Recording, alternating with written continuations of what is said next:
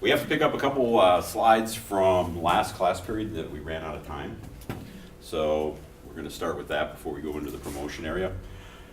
So when we look at the international marketing environment, one of the areas that is significantly different from what we encounter in the domestic environment is the actual movement of the freight across international borders.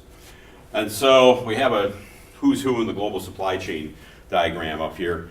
And note first that down at the bottom I've put transportation indicating it's moving in that direction. And then it's broken into domestic, international, and then domestic. If I drew this correctly, or I should say more correctly, this international should really come to a point, because sometimes in an international transaction there is no international transportation. So for example, I'm from Sault Ste. Marie, Michigan, which sits on the eastern end of Lake Superior. St. Mary's River empties out. Across that river is Sault Ste. Marie, Ontario. There's a 3-mile long bridge that connects the two countries. As you drive from the US and head into Canada, it'll say welcome to Canada. Coming the other direction, it'll say welcome to the US. There's no international space. It's either the US or it's Canada. So you don't have to actually have an international component to the transportation. That also leads into the area that just drives me absolutely nuts when I read supply chain books, because almost every supply chain book will say international logistics or supply chain management is made more difficult because of the distance involved. That's absolutely false. It can be true, but it's not true in every case. What makes it different is this. You're going across national borders and you have sovereign nations. Yes, they've agreed to trade agreements in many cases, but they are sovereign nations and they can do what they want to do.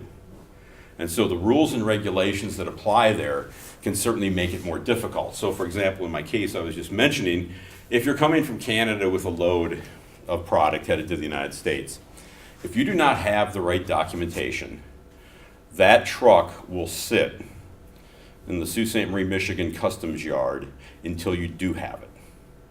And if that takes a couple days, it will sit there a couple days. So in fact, I can make a trip from here to Sault Ste. Marie with freight, which is 600 miles, sometimes faster than I can do that 3-mile transit across the bridge. But it's because of this fact of these national borders. So keep that in mind. All right, so if we look at this, we've got this set up as the exporter.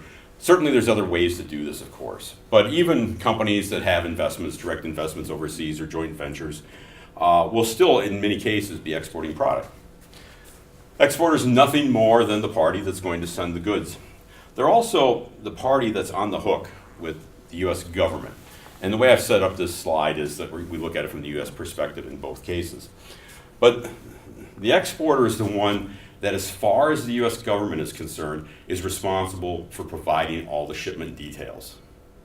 So if you're an exporter and you sell to some sort of broker who's going to export, you have to be very careful and make sure the broker complies with all the laws.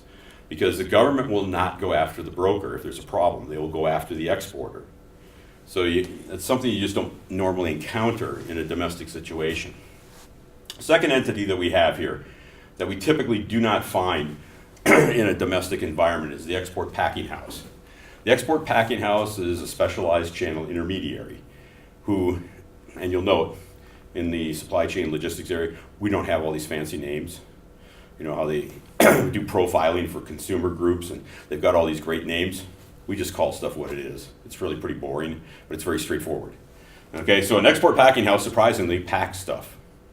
So when you look at an export packing house, they hold themselves out to be the expert on any destination you're shipping to with any commodity. And so typically I would see small chemical companies use these guys the most when I was in the field, because the small chemical companies didn't usually have an in-house staff that was large enough to be versed in all of this. They could handle domestic, comply with hazmat laws and such, but typically they didn't know enough about destination countries.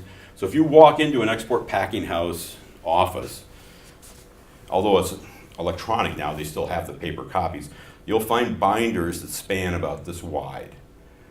And you can open those up and you can find any country in the world and what the requirements are for certain products. It'll tell you, can you send in wood products, for example? Can you send in wood skids? Do they have to be treated with some chemical process before you send it in so that insects are dead? It'll have all those types of things, which typically we never worry about here in the United States. International freight forwarder, and in this environment, these guys use a lot of acronyms. So most of the time, you will simply hear them referred to as the IFF, or the International Freight Forwarder. And the International Freight Forwarder has two primary roles.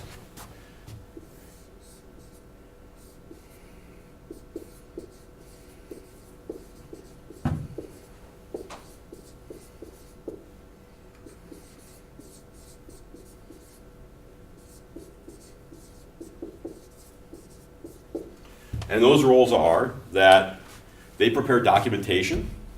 So what will happen is the exporter is responsible for providing the International Freight Forwarder with a commercial bill of commercial invoice and a packing list. That's it. They may have other things that are required, and they may get them, and they're not prohibited from doing so, but it's usually the IFF that will tell them what else they have to have. And so the IFF will prepare all the shipping documents, and they will arrange all the freight transportation. Now, can a private enterprise have an in-house IFF? And the answer is yes, you can. It's just a matter of what you want to do. And so with the International Freight Forwarder, they're the ones that know all the routings, where to take freight through, what are the better ports to go through, that type of stuff. And so they hold themselves out as the experts in that area. When we get to consolidators and NVOCCs, NVOCC is another acronym which stands for Non-Vessel Operating Common Carrier. Again, as the name implies, non-vessel operating means they don't operate anything. Okay, but consolidators and NVOs, and typically NVOCC is abbreviated NVOs in the industry, both do the same thing. They buy space and then they fill it. So if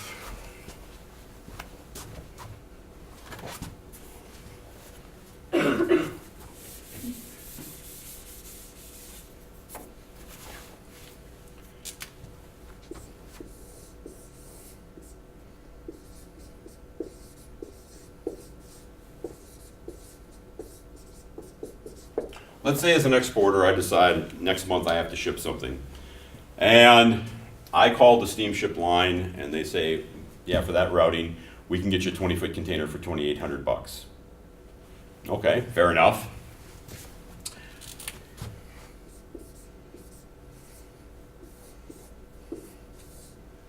The NVO calls the same ship line, but what they do is they call months in advance. And they say, okay, for such and such sailing, what will you charge me for a 20-foot container? And typically, you'll see something like this, that the NVO will get a heavily discounted price because it's months in advance. At that point in time, the steamship line does not know if they're going to actually rent that container. So what they're doing for this price for $800, they're transferring the risk to the NVO that they're going to be able to fill it.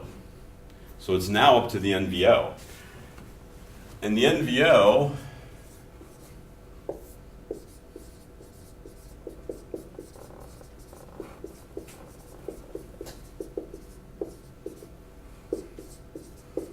will work with less than container load shippers.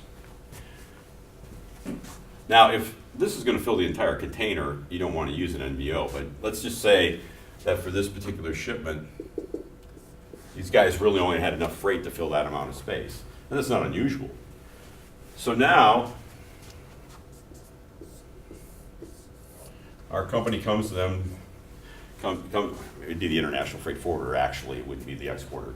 But the International Freight Forwarder calls the NVO and says, okay, I need a booking, blah, blah, blah, this is how much space I have, what's it going to be, and let's just say they give them a rate of $1,200. Is the company happy? Yeah, they're paying $1,200 instead of $2,800. Okay, is the steamship line happy? Yeah, they don't care. They're still making money. Then a second shipper comes, and this is what happens with consolidators and NVOs. They stuff different parties' merchandise into a container, and let's just say these guys get that space for $800. Third one comes in. They're not as good at negotiating, and they end up at $900. And then we still have this space left over at the end. And at the last minute, like 3 days before they're going to fill the container, somebody calls and says, I have a small amount that I need to shove in a container. It will depend on how savvy this party is. If they're very familiar with all of this, they will typically shop 2 or 3 NVOs and get the best price. If freight is really tight, at the last minute, this could cost you $1,000 for that little bit of space. We're going to assume these guys are really savvy. Now the NVO, at this point, has grossed $2,900, right? So they've already made a margin of $900 gross. So at this point, anything they can get for this is extra. So let's say they only get $300. They're still very happy about that because otherwise that space in the container would have been lost. Okay, so 24, cumulatively, they've made $3,200.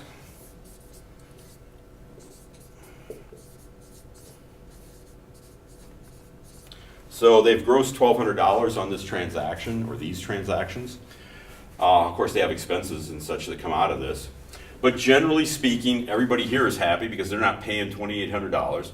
And a benefit to this that is frequently overlooked is that if this container only filled a partial bit of it, you better be really good at bracing and blocking in containers, otherwise your stuff's going to move all over the place. And if it's anything that's breakable, it runs a huge risk of damage in the ocean freight environment. So if they can, what they call stuff the container to where it's really jammed in there, your stuff doesn't move. And so typically it's going to be safer and with less damage when it's shipped like this than if it's only taking up this much space but you've got the whole container. So consolidators, usually in the trucking industry, and much more prevalent in the air freight industry. When we look at air freight for international, it's the same concept. You're just buying space, in that case on an airline. And typically they're going to move it via these igloo, what they call igloos that they have. And so they can put it inside the igloo and they just load it into the belly of the aircraft.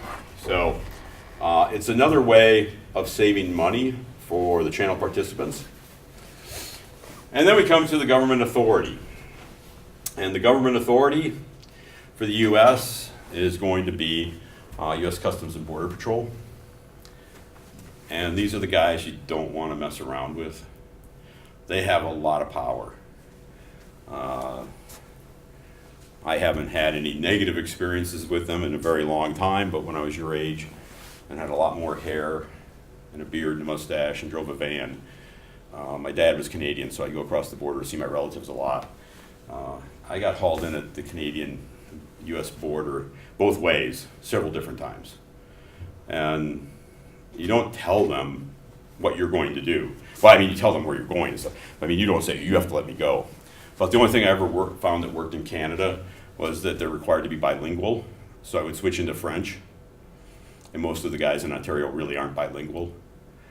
And then they would just go, and I just smile and say, I know by law you're required to be bilingual. So if you want to give me a hard time, we'll do this in French. How good is your French? Mine's really good. And then they would usually say, okay, answer one question for us. And, okay, fair enough. Because I wasn't doing anything illegal. And so I would get a little bit resentful about getting pulled in there. That hasn't happened in a very long time, though. But you do have to be aware that they can do whatever they want. There was also the one very funny time when coming back from Morocco, the year I was in France, we came into the port and They searched my backpack, and we had some cold water all that we poured out of the box. We just had it in a plastic bag, wrapped in a brown paper bag, and it was in the very bottom of my backpack. And so the French customs guy is pulling everything out of my backpack, and all of a sudden he goes, "What's this?" And the young lady I was traveling with, I'm going, "Barb, I'm drawing a blank. What's soap in French?" And she's like, "Ah, ah, ah."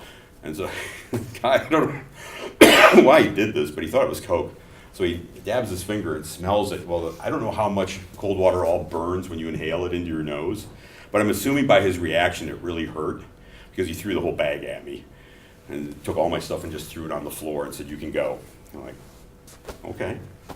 So, but anyway, they can do whatever they want. So you have to be very careful with them. All right, now we're going to flip this over and say, now we're coming into the United States. So we've come across the border, and the freight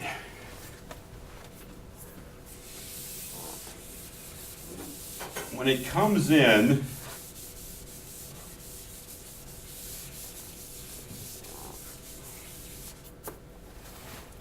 to the United States,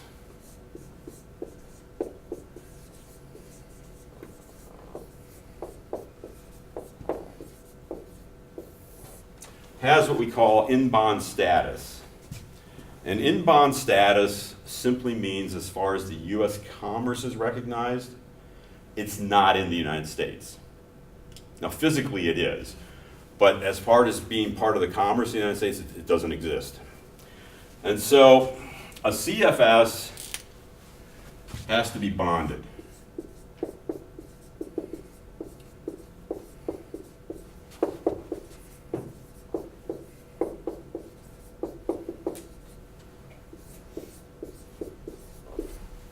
So if you are told your cargo, and this will typically be a rail yard or a truck yard, depending on where they generally hold the containers.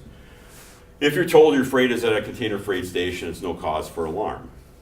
Until it's been cleared through U.S. Customs, that's where it's going to sit. It has to be in a bonded facility. If it comes in on an airline, the airline cargo areas are generally considered to be bonded areas that U.S. Customs will go and look at. So you don't have to have a container freight station for that. The CES, though, the Centralized Examination Site,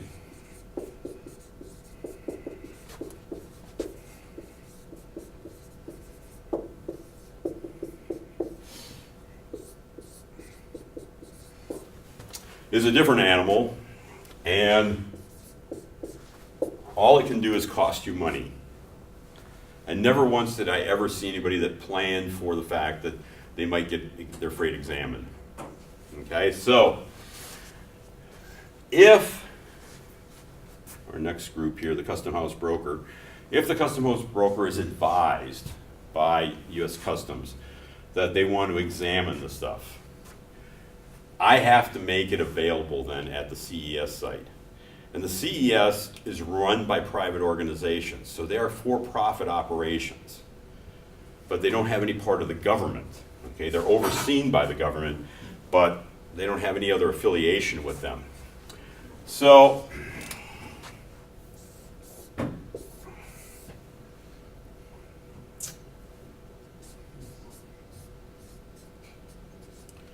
let's say this is the airport area in Milwaukee, Wisconsin, since that's what I'm most familiar with. And the CES is operated by Ace Worldwide. And over here is Tax Air Freight. And Tax Air Freight would bring a lot of product up in bond from O'Hare in Chicago. And then they would clear the goods, or Customs House brokers would clear the goods in Milwaukee. If I receive a notification from the U.S. Customs Service that they want to inspect this, because it's at tax is in bond, but it's off airport. So they aren't considered part of the airlines. Now I have to move this over to the CES.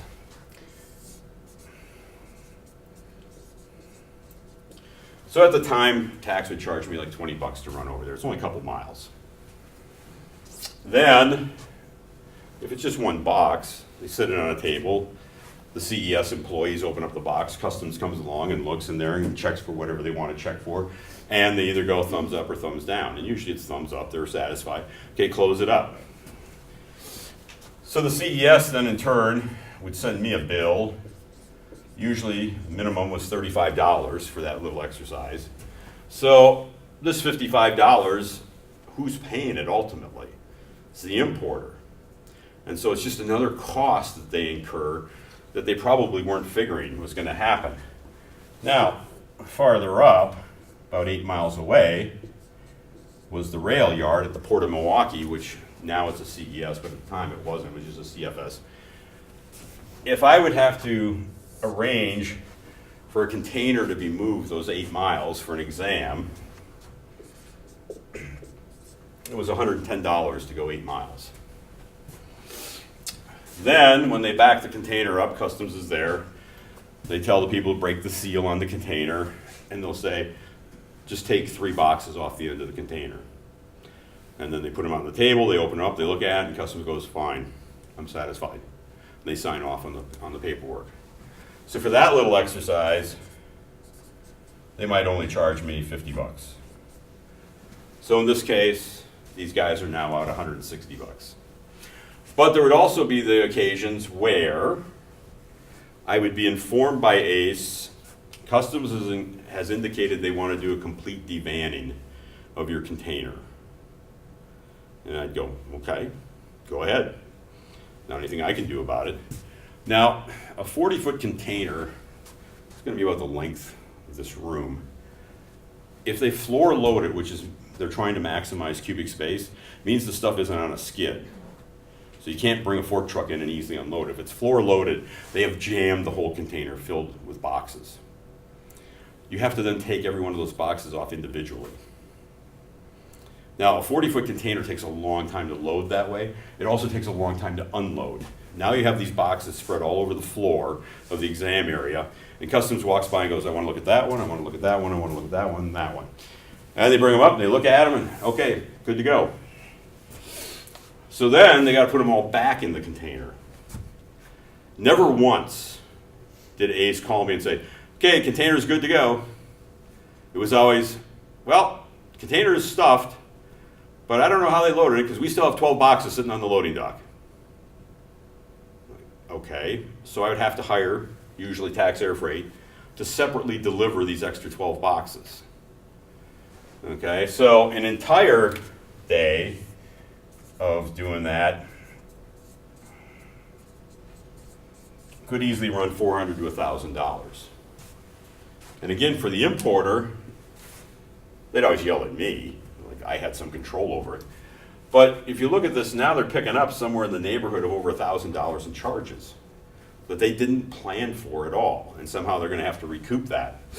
Now, there is the other, but actually in a way, this is the good news. The bad news is if they go, okay, let's open this box. What I'm interested in checking for in here is country of origin stickers. How many of you have ever bought any plates or glassware stuff, and you turn it over and it's got the made in wherever, and you try to get that label off and it always leaves a residue, and you curse that residue because you have to really scrub it to get it off? Well, it's a law. There's a customs law in the Federal Code of Regulations, number 19, that a country of origin sticker has to leave a residue.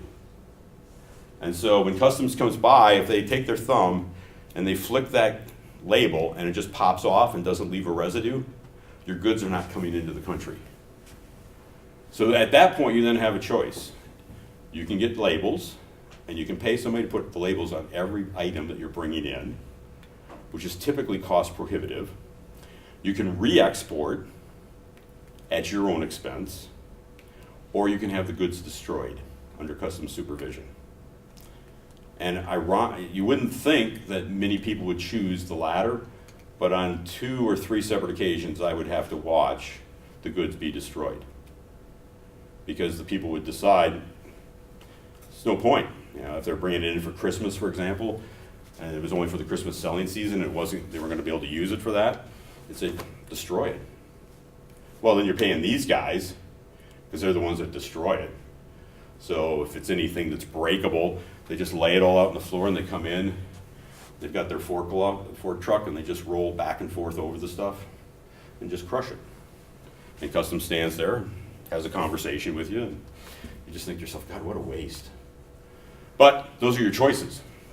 So we don't run into anything like that in the domestic environment.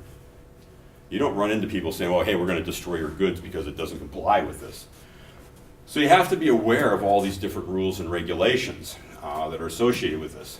Now, the party that you should contact before you ever do any importation is the custom house broker.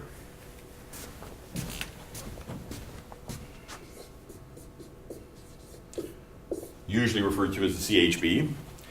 The only channel intermediary that I know of that has been specifically set up by the US government because they expressly stated they do not want to deal with you, the American public. So according to the Tariff Act, I can never remember if it's 1930 or 1935, Customs legislated, or the government legislated and formalized the role of the custom house broker. Consequently, because of custom house brokers, US Customs, if you bring something in, so let's say you're on this fleet and you buy something really gargantuan, whatever that may be, and you have it shipped back here, and then you go to wherever it is in Pittsburgh when it arrives and want to claim it, they're going to make you fill out the paperwork. All they are required to do is give you a list of the custom house brokers in the area, blank paperwork if you want to do it yourself, and a copy of the tariff. So if you want to do it yourself, go ahead. But otherwise, they're under no obligation to help you. So custom house brokers are the ones that hold themselves out as the import experts. And for the CHB,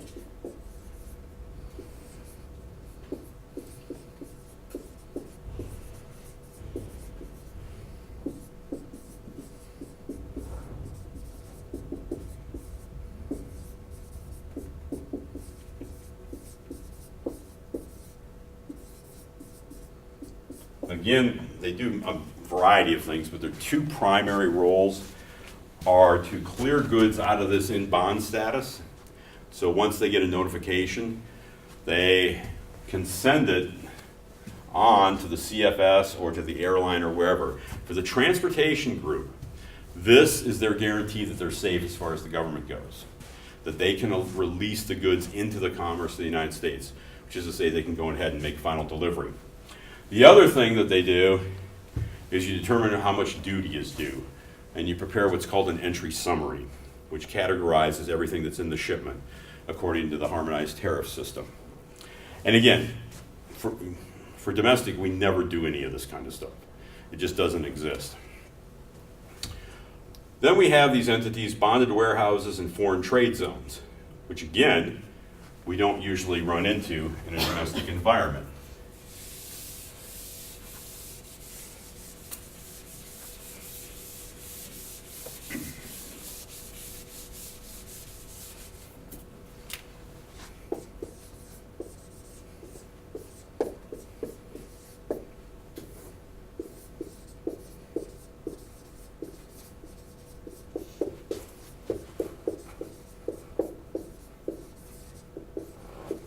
And I equate bonded warehouses and foreign trade zones with cash management strategies.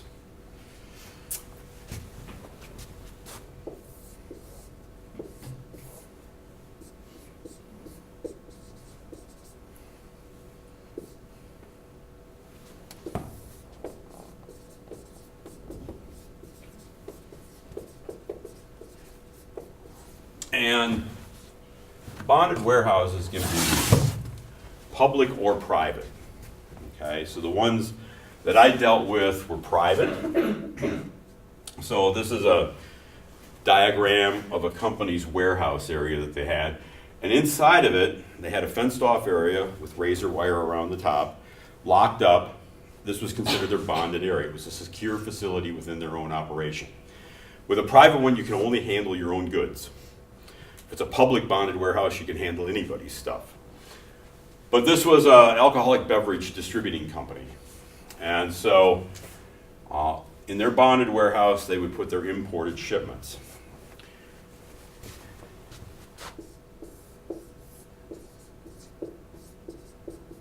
And their typical strategy was anything they were bringing in from overseas, they usually tried to have in Milwaukee by August or September. They didn't like to go later than that. And so now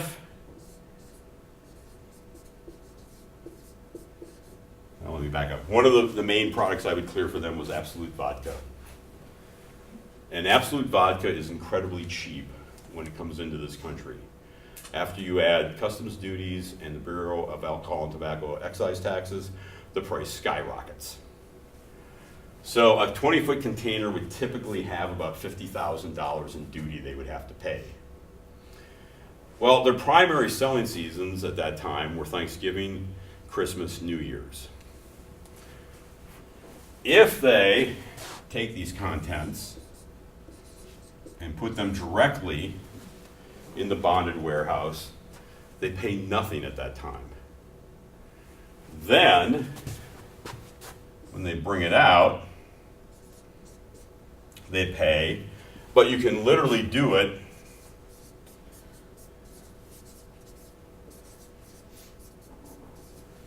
bottle by bottle. You don't have to bring out the entire shipment. So they would wait until they got orders from the local retailers. They would call me and tell me what they needed to take out. They were on my way back and forth from home and to where I worked. And I would stop by in the morning. They'd have a check because they'd have to pay the duties immediately.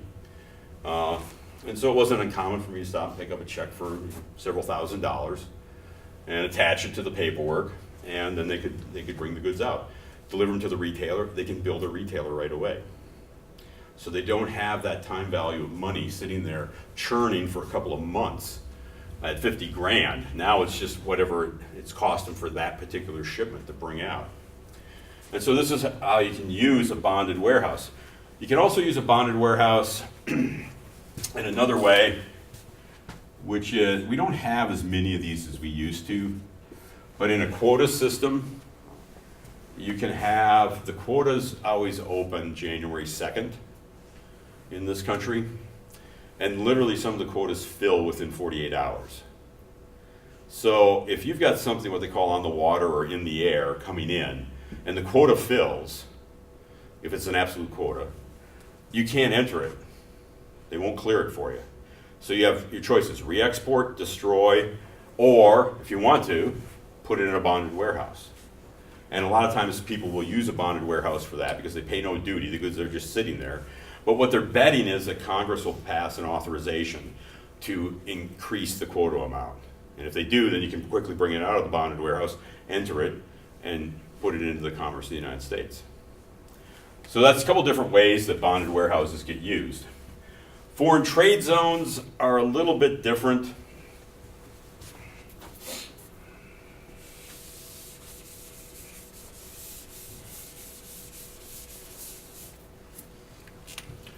Foreign trade zone is a designated area. Technically, you get, if you're the holder of the foreign trade zone permit, you actually get a huge geographical area of a region. And I always figured the people that actually made money in this were the guys that got in on foreign trade zones first, because then they just sold authorizations for subzones. Because I didn't see too many foreign trade zones that were making money. But again, foreign trade zone is considered to be offshore, even though it's physically located in this country. So anything within that designated area is considered not part of the commerce of the United States. So you can set up a factory here, or a warehouse, or whatever you want. And unlike a bonded warehouse, you can do light manufacturing. You can do testing. And if you want to, you can use it for storage. It doesn't really make any sense on a long-term basis, but for a short-term basis, it might work for you. So in the Milwaukee area, GE Medical Systems would bring in these huge, extremely expensive pieces of medical or medical devices. And they would test them. They'd usually come in from Germany, and they would test them for 2 or 3 months. Well, if you bring them into the foreign trade zone, you pay $0. Then when they're done, you can re-export them. So nothing happens. Okay, so you don't pay any money. So light manufacturing, oops.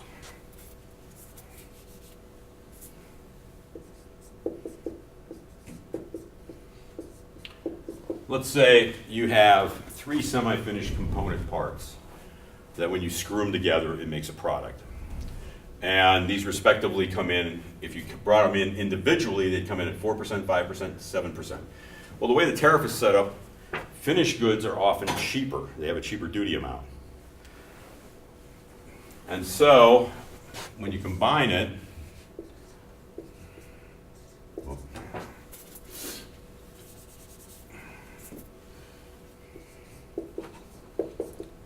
you enter the product and it comes in at 3.5%. So consequently, you've paid less duty. You've got to have a lot of throughput though, because these factory locations are typically much more expensive than in a regular industrial park, because it's a foreign trade zone, it's very limited space. So if you're going to do this, you've got to have a lot of product coming through to make up the difference on this and make it worth your while. And quite frankly, if you go into a lot of foreign trade zones, when I lived in the Phoenix area, there was a really interesting article at one time about their foreign trade zone, because the business writer just got curious about it and drove through it one day and recognized all the companies. Recognized them as all local companies, and then he started doing some digging and he discovered most of them didn't do any international business. So he's like, why are these guys all in the foreign trade zone? They don't do international business. Well, after he did a little more digging, he found out that the Phoenix metropolitan area offered anybody that would locate in the foreign trade zone a 20-year tax holiday. And so for tax incentives, these companies located there. Now, when their tax incentive runs out, I'm assuming they're going to leave the foreign trade zone. But the problem was that there wasn't anybody locating in the foreign trade zone, so they had to give them some sort of incentive to do so. So there are some successful ones. For example, the Charleston, South Carolina one. A subzone is where Mercedes in upstate South Carolina has their manufacturing plant. That's actually part of the Charleston foreign trade zone, but it's considered a subzone. They do all that stuff in a foreign trade zone because the finished product of the car comes out a lot cheaper than all the parts. So there's different ways you can do this and make them work for you. Then we've got the transportation agent. And over top of this, I should have a line that says U.S. Customs and Border Patrol, because U.S. Customs and Border Patrol has authority over all of these groups. And they also are the first line of defense and represent over 40 agencies. So if you bring in something that's food, FDA is going to want to know about it. If you bring in electronic equipment, the FTC is going to want to know about it. If you bring in something that's agriculturally related, the U.S. Department of Agriculture wants to know about it. EPA wants to know about any kind of automotive parts and things that you bring in. So there's all kinds of things, and this is where the custom house broker becomes very important, because they're the ones that have to prepare all this documentation so your goods can get into the country. So then once released, it's just up to the transportation agent, make sure you get your stuff, and then the importer has the goods and can do whatever they want with them. Now it's considered to be domestic merchandise, and you can handle it like any other product.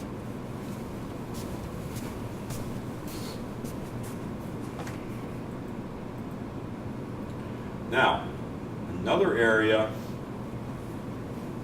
and I don't really want to get too bogged down in this, but what you see on the screen here is from the Uniform Commercial Code in the United States. This is how you ship products in the United States.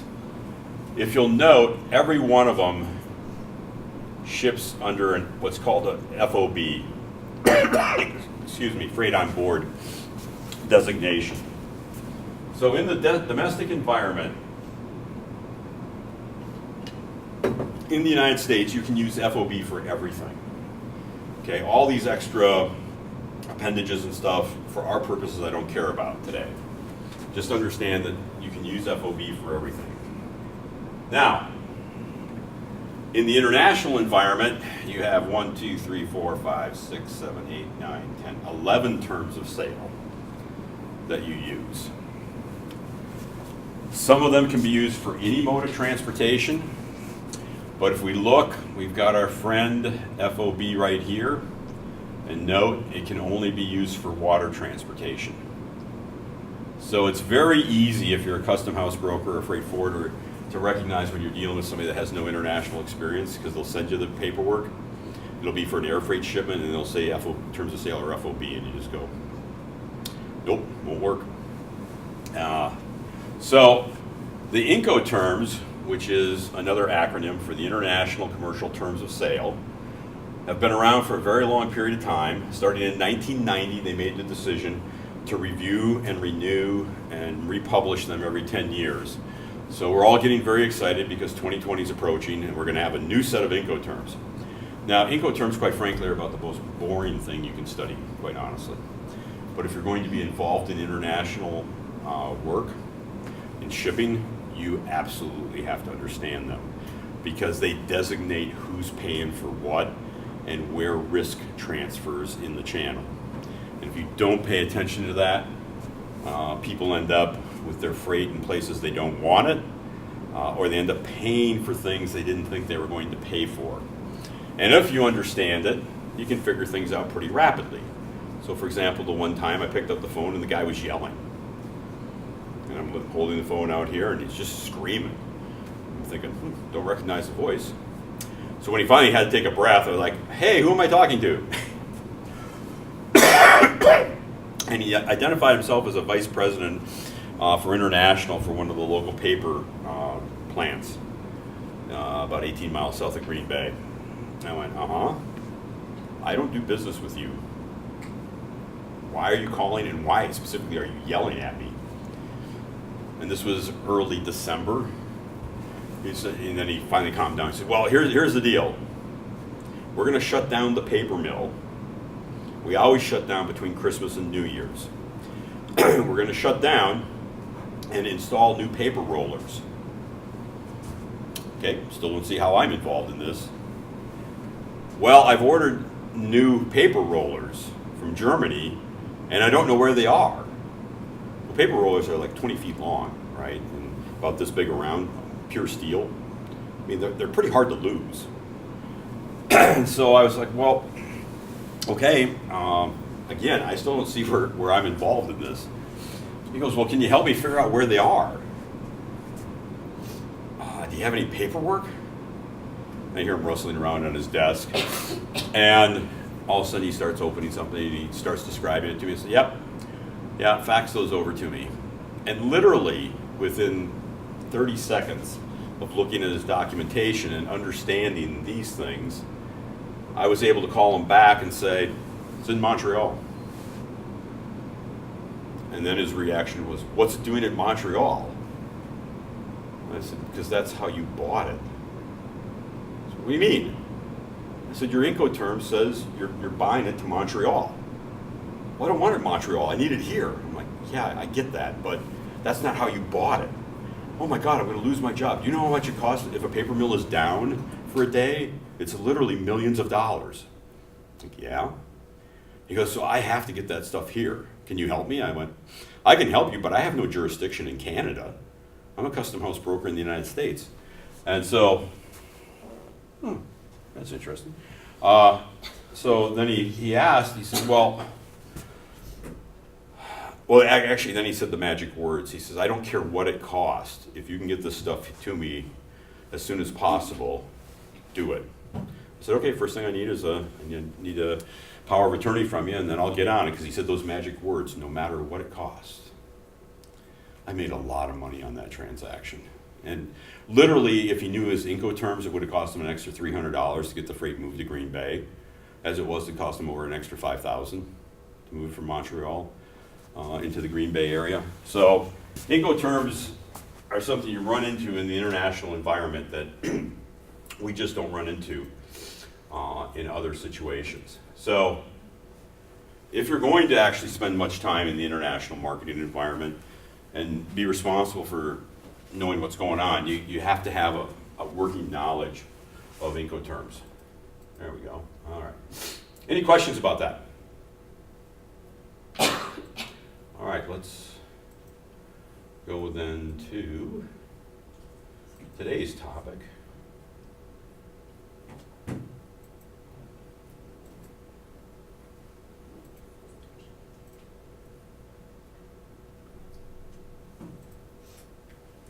All right, now we want to shift gears. Continuing with the same theme that we've been following, which is I'm only really interested in those things that are different in the international environment. When we look at the area of promotion, we want to look at the primary things that are different.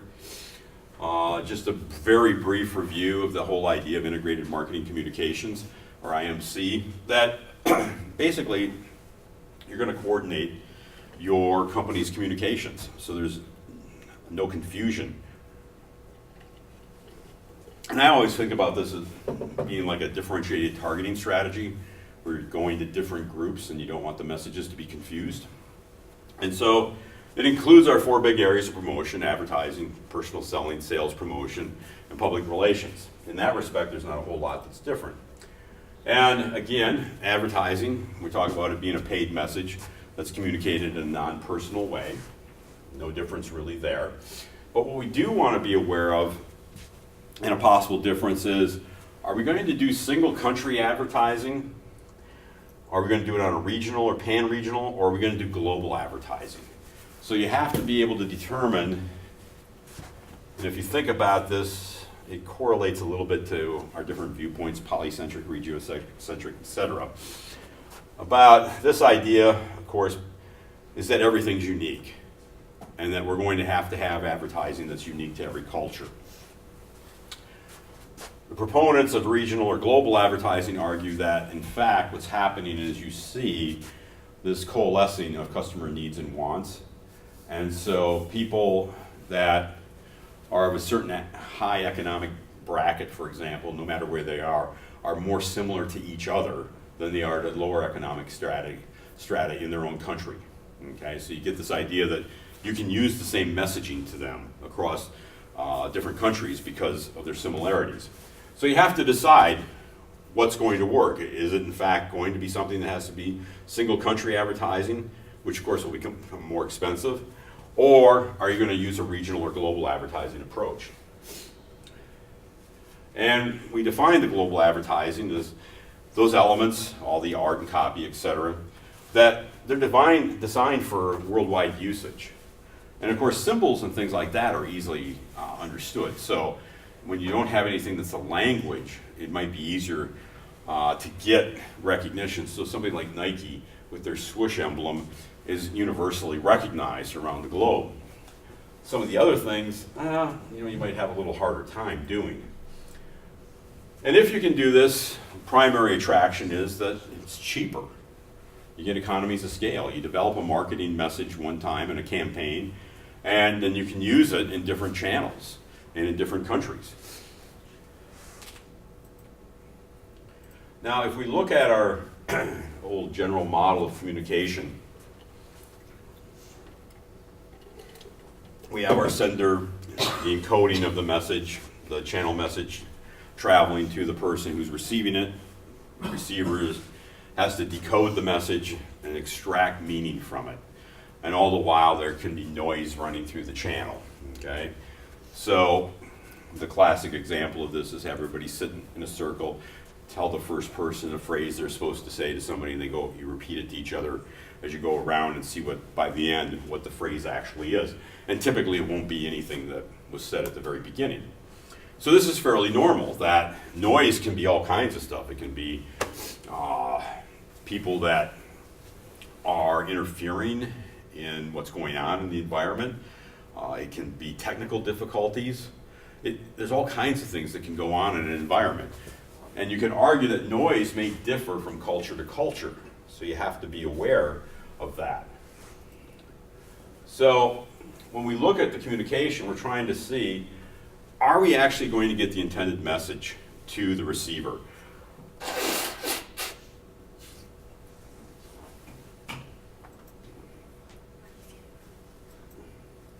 So some of the problems we run into. Okay, the message doesn't reach the intended party. So perhaps we've done some print advertising, but those people in that culture don't look at print advertising. Okay, it reaches the intended party, but it's not understood or is misunderstood. So there's some sort of cultural difference or nuance to what something means in a culture.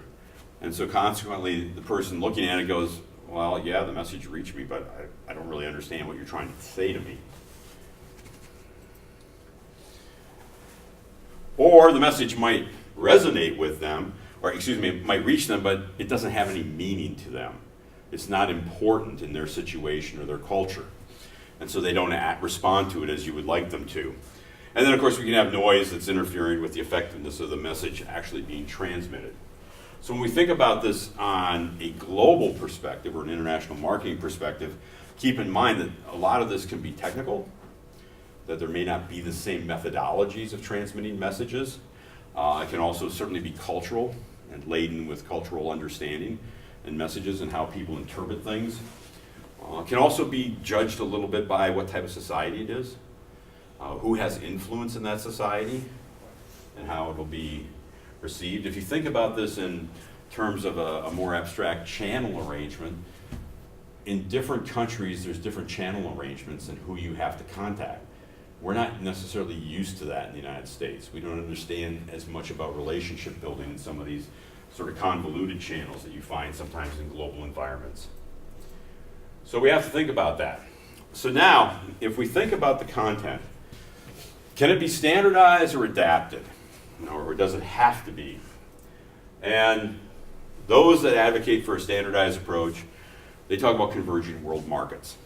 And this is true for a lot of industrial products, because industrial products typically have the same use wherever you go. Okay, so if Kubota makes a tractor, they can bring it to the United States and say, hey, we got a tractor, and most Americans go, okay, I know what a tractor is and I know what it does. There's not anything that's particularly bizarre about it.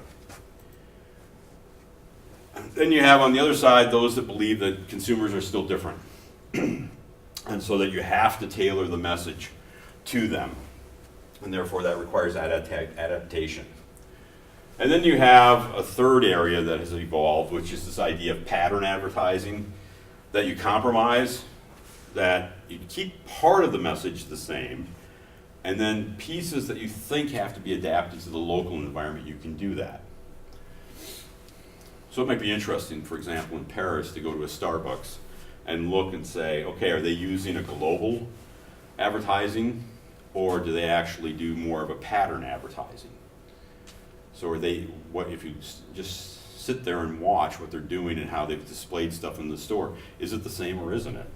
And if we look at advertising for them, do they have a global brand?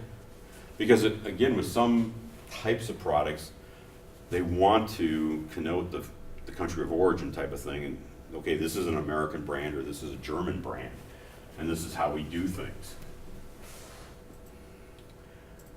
Now, when we look at global media decisions, let's get these all out here. All right, so the media themselves are not anything new to us, okay? We're familiar with all of these. Now the question becomes, to what extent do they exist in the destination country where we're going to market to? And now you start looking at local regulations. So for example, one of the sidebars in the text talks about that Brazil has banned billboards. Well, if we're used to doing a lot of billboard advertising, I guess Robert Morris would be out of business in that case. We'd have to take down all our billboards. So local regulations may play into that, okay? If you think about television, in some countries you cannot do direct comparison advertising. You can't say, you know, Chevy versus Ford trucks, blah, blah, blah. It's not allowed, so you have to be aware of that. What's the availability of each of these? Do these exist? If you have an area that's generally illiterate, you probably aren't going to have a lot of print advertising, because there's just not going to be anybody reading this stuff. Same thing, certain parts of the world, direct mail probably isn't going to be a very good choice, because it may be very difficult to get the information to them. So you have to take a look at this and say, okay, and what are the cultural tendencies? Where do people like to get their information from? And what is their attitude towards advertising in general? And then again, I've already mentioned the idea of literacy. So in certain cultures, you're going to have to figure out, well, how do you display your information to somebody that can't read it? So are you going to have some sort of pictures, or are you just going to have to do something that's television based, that they can just listen to somebody. So when we get into the area of public relations, you get into this idea of these relationships. And public relations is one of those really interesting areas, I think, because it's something that can go terribly wrong despite your best intentions. And so when we look at publicity, it's something the company doesn't have to pay for. But when they don't have to pay for it, remember, it cuts both ways.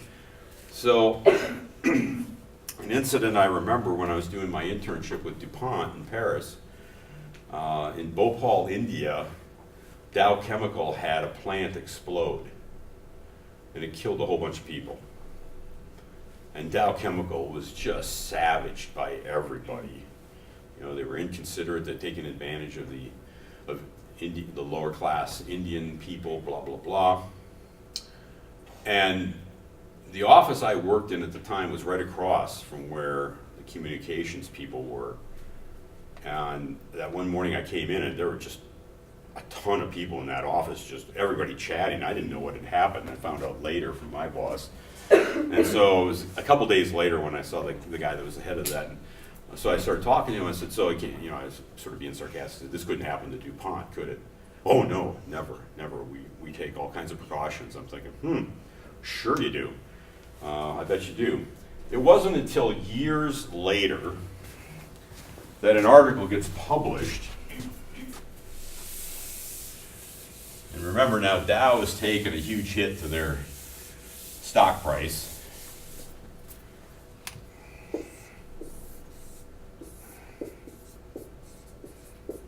So here's their plant in Bhopal, India.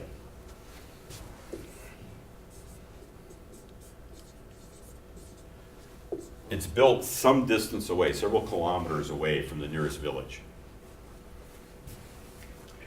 And it is an impoverished area. So what happens is some of the least or most impoverished villagers come and start building their lean-tos against the chemical plant's outside walls. Because, hey, you've provided me with a wall I don't have to pay for.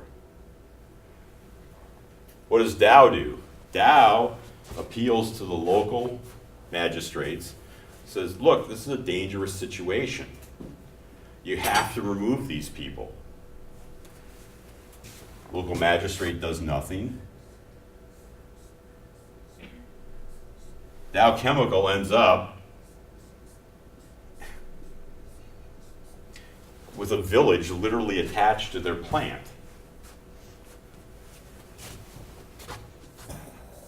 Explosion? Yeah, a lot of people died. Dow didn't get to tell their story at all at the time that it happened. It was at least 3 years later that an extensive article came out about this, and basically Dow was blameless in all of this, except for the explosion, of course. But as far as they did everything they could in their power with the local Indian government and the regional government to get these folks removed, because they said, this is a chemical plant, we can have accidents, and somebody will die. And the locals didn't do anything about it. But from a publicity standpoint, Dow just took a beating for a couple of years over this. So publicity is one of those things that can cut both ways, and we want to be aware of that. Now, public relations practices can also be affected by cultural traditions. So how does the country, or how does a culture react to publicity? Do they believe you? Are they skeptical? Or is it something that they consider to be normal? I mean, it's very interesting already with what's happened with the Cathedral of Notre Dame, right? Macron has said, we're going to rebuild. And for about a day, everybody laid back off of him. Already some people are questioning his motives. They're doing this, he's trying to raise his popularity. Like, okay. But it's in the cultural tradition of the French to question everything. So it's really not atypical for them. what are the social and political contexts? Okay, even that, you can talk about that in terms of political context. Macron is extremely unpopular as the French president, and so is it likely he's going to grasp anything that might help him? Well, if he's a politician, yes. On the other hand, he might actually be doing it because he believes in it, but he's going to have a hard time telling that story. Economic environments can also impact public relations.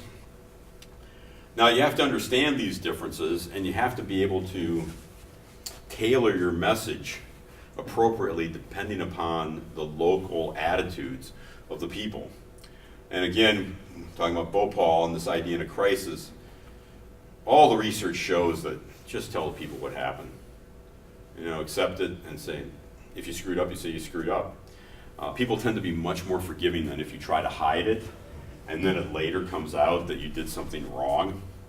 And you have to understand that when you're a foreign company in a country, you make a very easy target. And so you need to really be aware of what you're doing in that environment. All right. So that's what I wanted to say about advertising and public relations. And I think we're going to stop there because I don't think we'll get through the other PowerPoint in 10 minutes. So we'll pick that up. It's not very long, but we'll have time to pick it up in the next session. Any questions? All right, if you drop off your 10 cards, that'd be greatly appreciated. And we'll see you the next time around or on the video.